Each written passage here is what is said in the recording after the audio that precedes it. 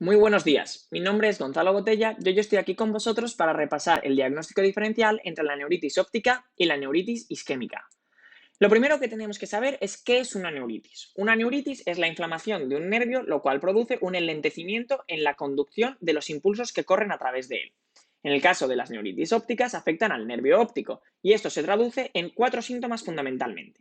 El primero es la existencia de un edema de papila, que es lo que observamos en ese fondo de ojo, es decir, una alteración o una pérdida de la delimitación correcta de los componentes de la papila, tanto del disco como de la excavación, que es la parte central y que en los casos de edema de papila corresponde a más de la mitad de la superficie total de dicha papila.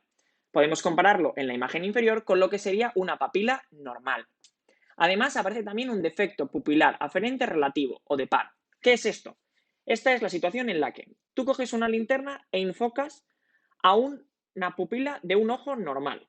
Al enfocar a dicha pupila se produce una miosis tanto en esa pupila como en la contralateral. A continuación pasas el haz de luz del ojo normal al ojo afecto, al ojo enfermo.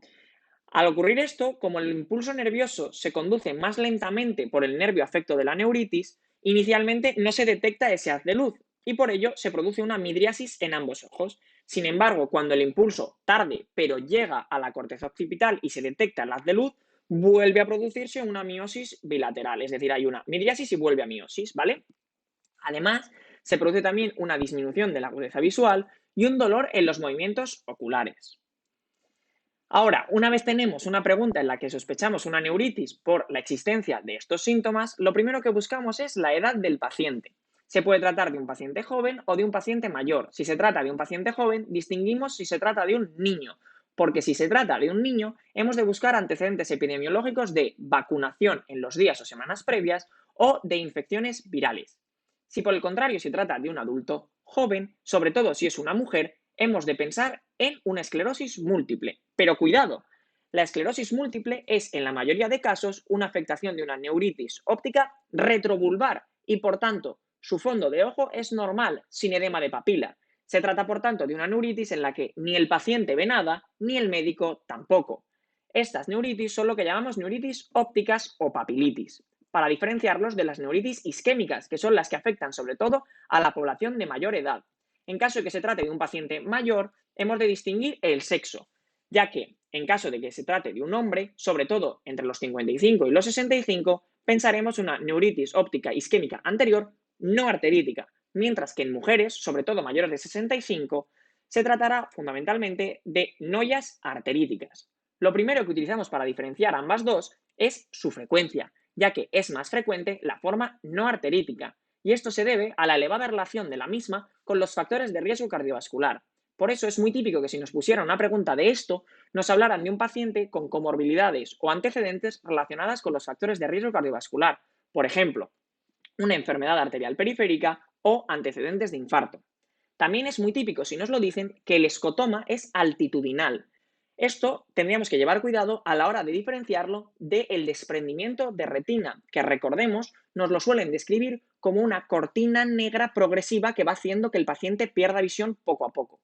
Tanto en la forma arterítica como en la no arterítica, la pérdida de visión lamentablemente es irreversible, ¿vale? Irreversible.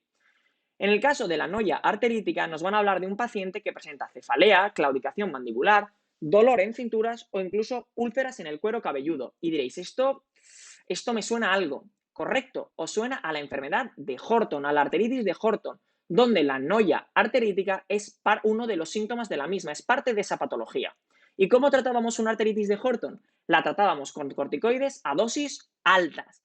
¿Para qué? Para evitar que la afectación fuera bilateral, puesto que ya es jodido perder la visión en un ojo, pero perderla en ambos es dramático. Entonces tenemos que evitar eso, que afecte al otro ojo.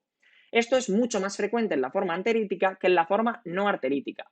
Dicha forma no arterítica la manejamos intentando disminuir los factores de riesgo cardiovascular.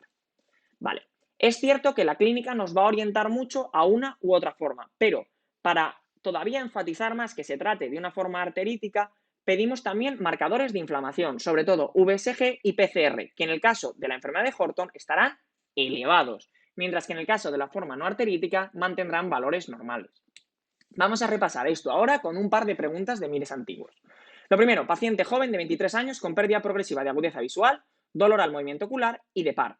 paciente joven con 3 de los 4 síntomas de la neuritis nos hace sospechar una neuritis óptica retrovulvar que es muy típica en pacientes jóvenes, sobre todo mujeres. Pensad en esclerosis múltiple. Vale. En caso de que se trate de un paciente más bien mayor con pérdida de visión y edema de papila, 2 de los 4 síntomas de las neuritis, sospechamos una neuritis óptica isquémica anterior, lo cual, ¿cómo aportamos todavía más seguridad a nuestro diagnóstico? Pidiendo marcadores de inflamación, sobre todo la VSG y la PCR, que estarán elevados en caso de una enfermedad de Horton. Y ahora, si estáis como Bob Esponja, que no sabéis muy bien por dónde os ha venido y casi no os acordáis, vamos a demostraros que sí que os acordáis, que sí que os lo sabéis y lo vamos a repasar lo más importante. Lo primero, ¿cuál es la causa más frecuente en niños? Buscar el antecedente epidemiológico de vacunación o enfermedad viral. Si no ve nada ni el paciente ni el médico, estamos ante una neuritis óptica retrovulvar y hay que sospechar una esclerosis múltiple. Si de un caso clínico extraigo una pérdida de visión superior con un infarto hace 3 años y con una VSG normal, será muy probablemente una noya no arterítica. Mientras que si estoy ante una pérdida brusca de visión con cefalea y una PCR elevada, será una noya arterítica. ¿Y cómo la trato? Pues la voy a tratar con corticoides para evitar que se haga bilateral. Esto ha sido todo, espero que os haya ayudado, espero que os haya quedado claro y os deseo toda la suerte del mundo para el MIR. ¡Ánimo!